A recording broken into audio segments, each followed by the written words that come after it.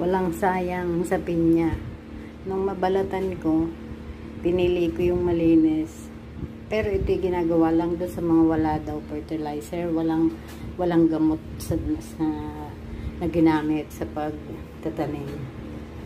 Ilalaga siya hanggang sa kumatas. Makikita mo naman yan pagkaluto na. Tapos yung laman naman niya, i-grind ko. Then iluluto ko para gawing jam.